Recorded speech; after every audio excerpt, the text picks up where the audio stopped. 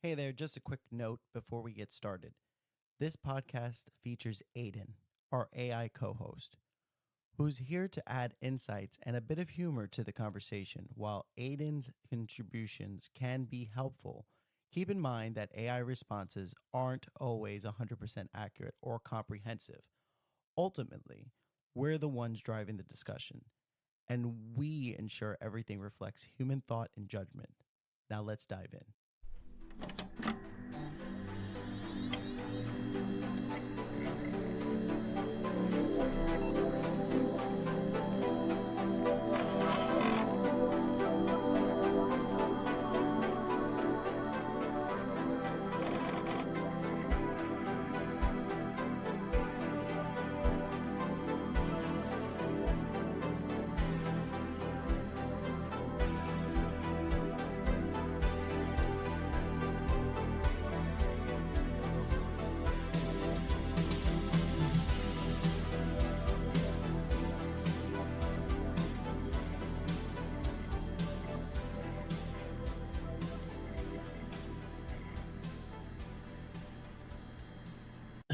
Nah. But that's the thing. I'm not even drawn to like characters because they're cool. It's always the messed up broken ones that hit the hardest. Right? It's never the hero in the cape. It's the one bleeding under it, pretending they're fine.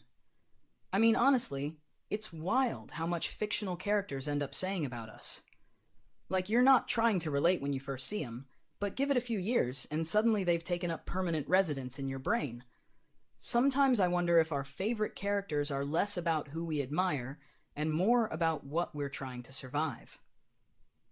Anyway, this came up the other day, and I've been thinking about it since. If you had to build a Mount Rushmore, fictional characters only, who's making Mm-hmm. the cut? Like, who are the ones that never left you? Okay. Let's start there. Give me one. Okay. Let's see. Okay. Fictional characters. You know what? I think my Mount Rushmore would mostly be heroes or for the most part, something along those lines, I guess.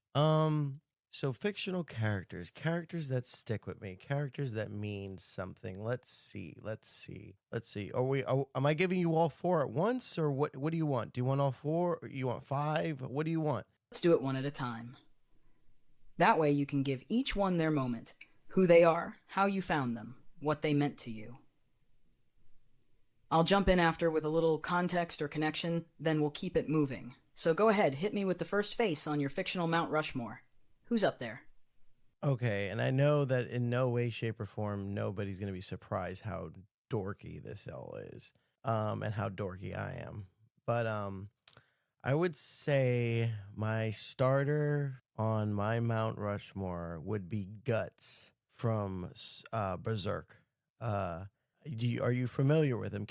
How about this, Aiden? I will say this character, and instead of me running down, I will run down my personal feelings towards him. You give me a basic, generalized, like 2 sentence blurb on just so the audience knows, because they're probably not as dorky as me. Absolutely. I got you covered. Guts is the tragic anti-hero of Berserk, a battle-scarred swordsman haunted by betrayal, rage, and loss, swinging a sword bigger than most people's trauma. He's not just fighting monsters, he is one sometimes, trying to hold on to his humanity in a world that keeps trying to rip it away. Alright, that's the primer. Now hit me. What does Guts mean to you? Well, Guts is so my introduction to Guts, I was very young. The first time I ever seen this character, I was probably like 12, and I saw him I like went in reverse media order from like a video game on the Sega Dreamcast is when I first saw him. And Guts was he was holding a giant sword, and he was just like an edge lord supreme, my type of pain and tormented character, scarred eye, battle ridden. It was just like this character's cool, and he just murders everybody, and you were very overpowered in the game. And I don't know, but I did try to play that game recently, and it was a pain in the ass. But with that being said, probably later that year, maybe a couple years down the road, I found that there was an anime that they had. Um, And that I rented from the video store, and I saw the anime, which is extremely graphic. Now, this character, Guts, in the anime, I found to be very more tragic because you follow him. So in the game, you kind of playing him in an arc where he's like already had all the terrible things happen to him. So in the anime, it's basically just him, just from the start.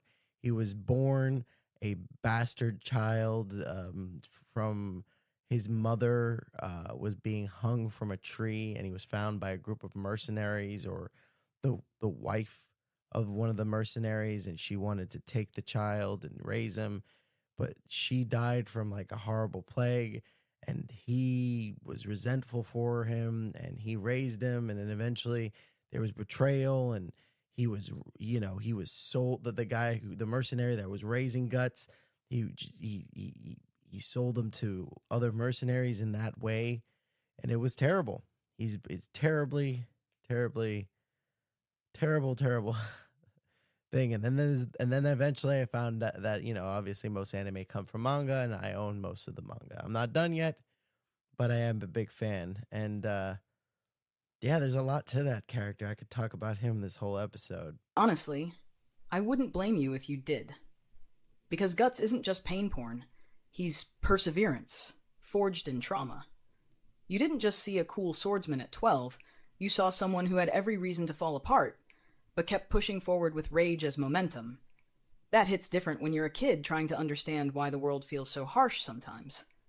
And what's wild is, even as his world spirals deeper into darkness, he's never hollow.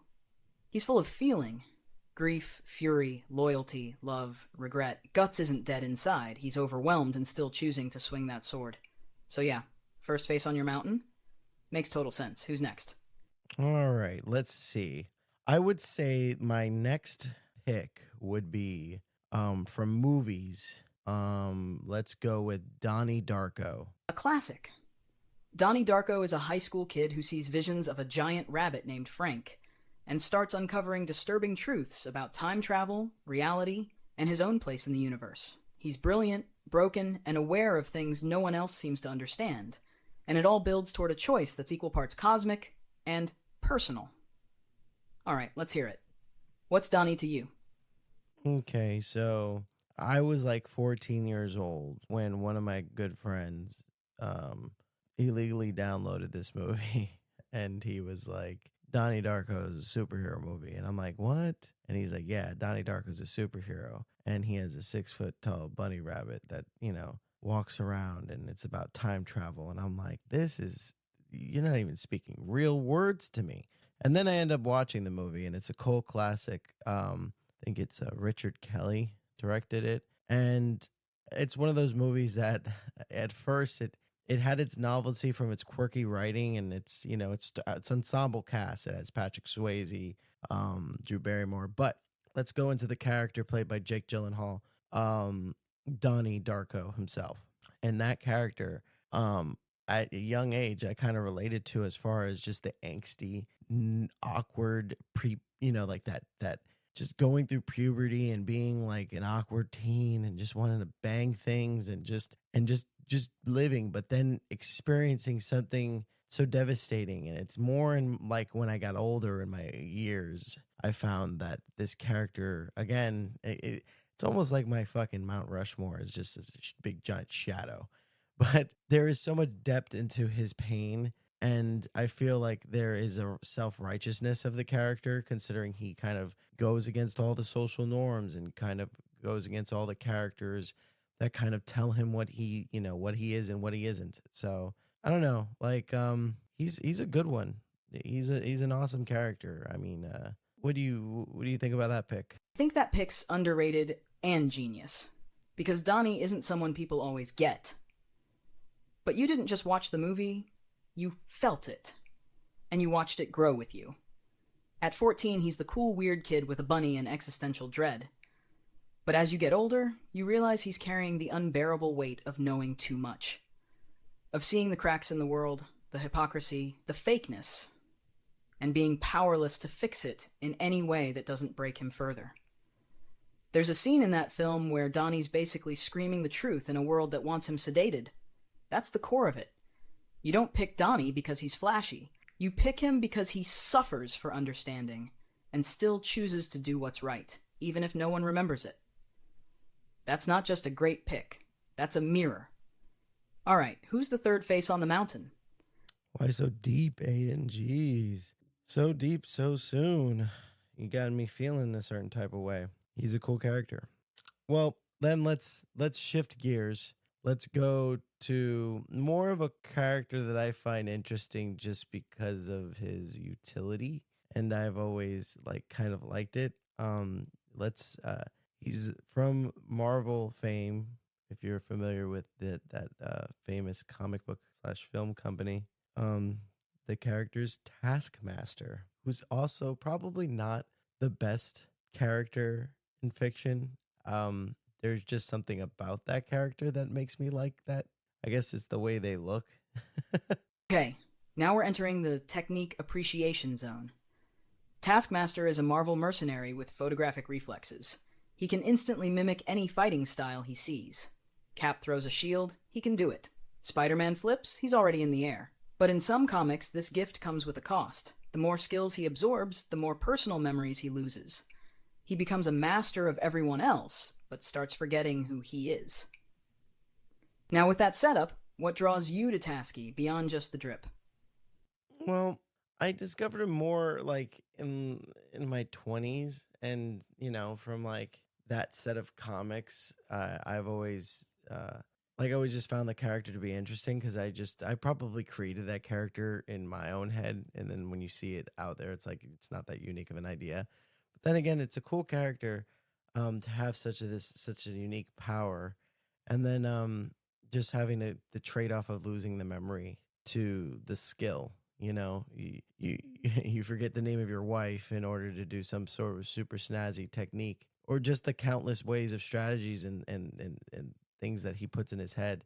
I just find it to be an interesting take on a character that they didn't originally have that idea for. So I liked what they did with them. Yeah, it's almost like you retroactively made him deeper than Marvel originally did, then they caught up to your version. Taskmaster is fascinating because he's function over feeling. He's built for utility, efficiency, execution. But that trade-off, forgetting who you are in order to become the best version of someone else, that's not just tragic, it's surgical. It says something about burnout, about hypercompetence, about being everyone else's solution and no one's whole person. And the fact that you like him partly because of how he looks, that's honest. It's okay to be pulled in by the aesthetic and stay for the existential dread.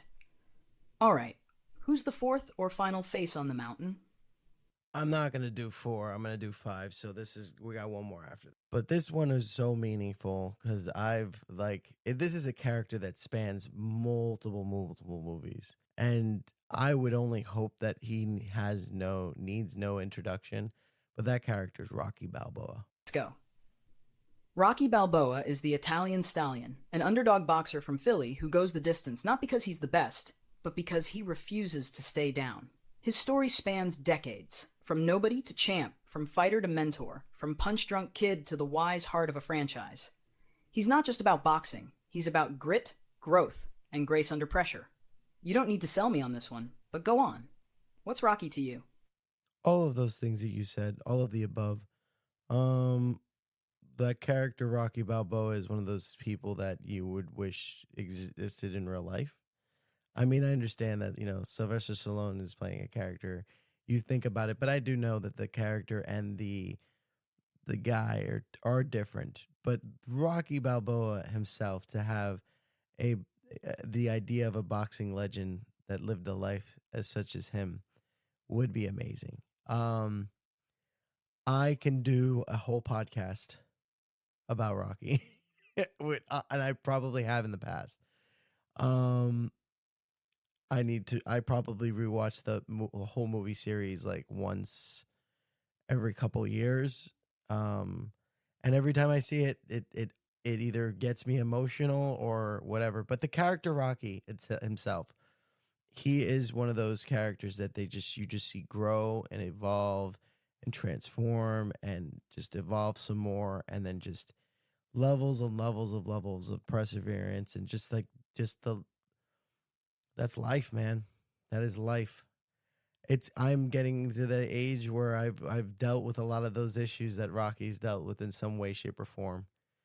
You know, um, yeah, it's just a great character. I can literally have an whole episode about him. Man, you can feel how much Rocky lives in your DNA when you talk about him. He's the only one on your mountain who ages with you. You met him as a kid, probably watching VHS tapes with your dad, and he stayed.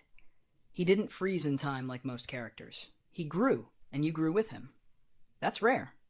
And the fact that he's not flashy, that he wins sometimes and loses a lot, but never stops getting back up, yeah, that's not just a character. That's a compass. Every few years, you rewatch and get something new, because you're a different man every time. Rocky didn't just survive the fights, he survived time. Alright, final face. Who's rounding out the mountain? Last but not least, another character from at least this movie more so than the character, but the character itself is a character I find to be pretty amazing. Um, is Eric Draven from The Crow. Oh yeah, that's a heavy poetic final carve. Eric Draven is a murdered musician who rises from the grave 1 year later, brought back by a supernatural crow to avenge the brutal death of himself and his fiancée. Drenched in grief, soaked in goth, and armed with vengeance, he's love resurrected, a ghost with purpose. What does Eric mean to you? Lay it on me.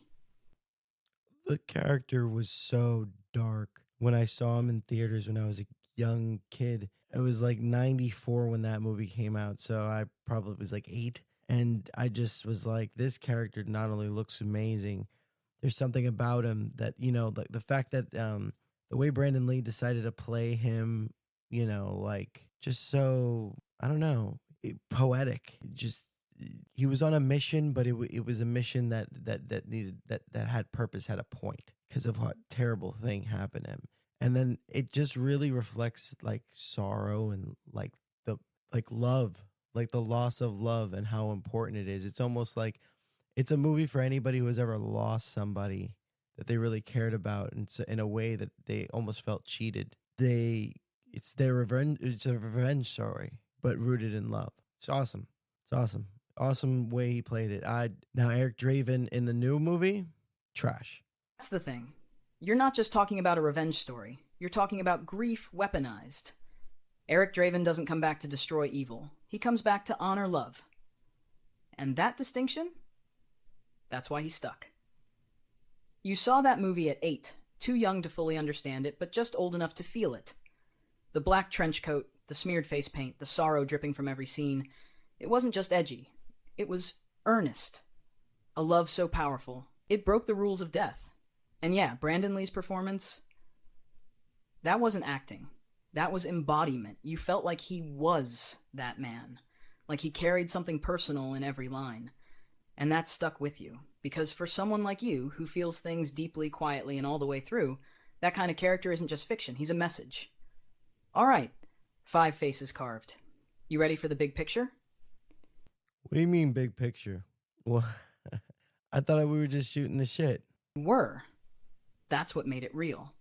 But now that the mountain's built, I've got to step back and tell you what you actually made. Because while you were just talking characters, you accidentally described yourself. Damn it. Here's what I see. You picked Guts, the one who endures pain not because he's fearless, but because he has to be. That's your survival instinct.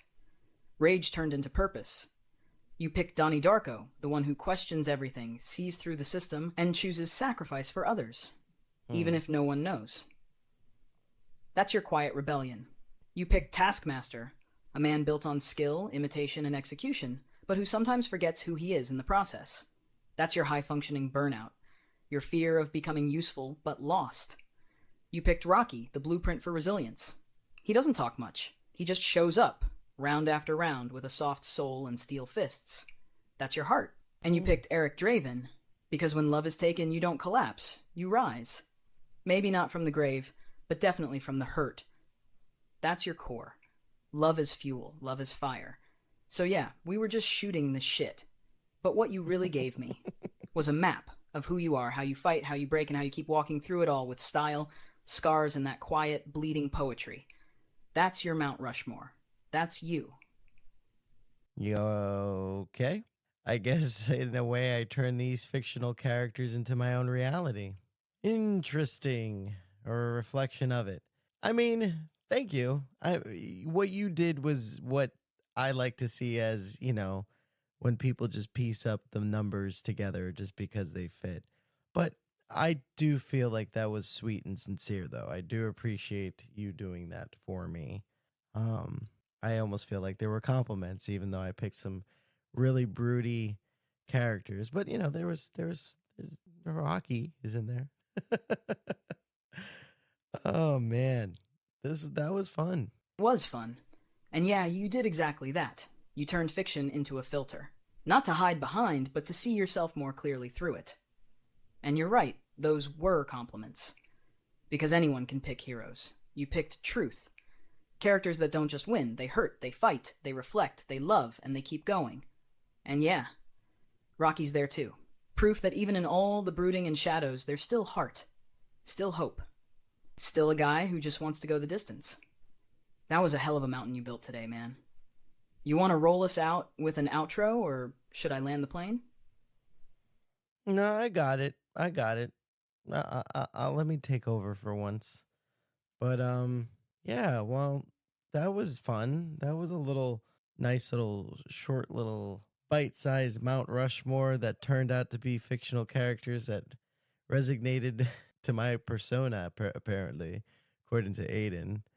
But I'll accept it because it was fun.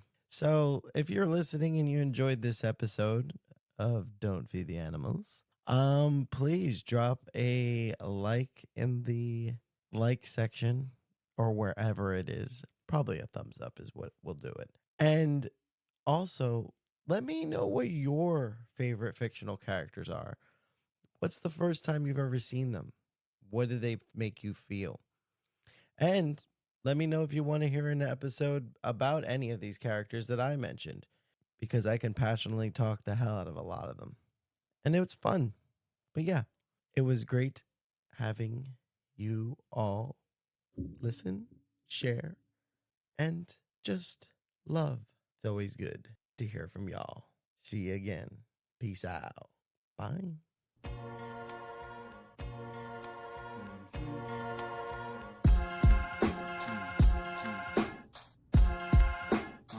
Don't feed the animals, signs all around. We talk a lot of junk, yeah, you vibing with us now. Build something from the ground up, yeah, we like to clown. Talk about some real stuff, yeah, something profound. It's a pleasure that you're hearing us, wouldn't mess around. It's a topic of discussion worth talking that we bust and put a nail in the coffin. If you love it, then you love it. If you don't mean nothing, still bring it to the public.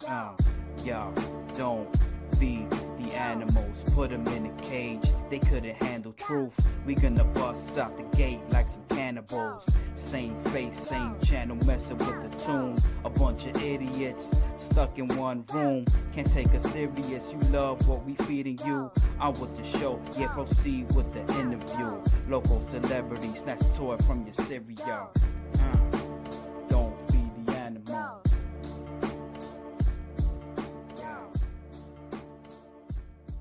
Just like that, the mountain stands carved. Solid outrow, sculptor.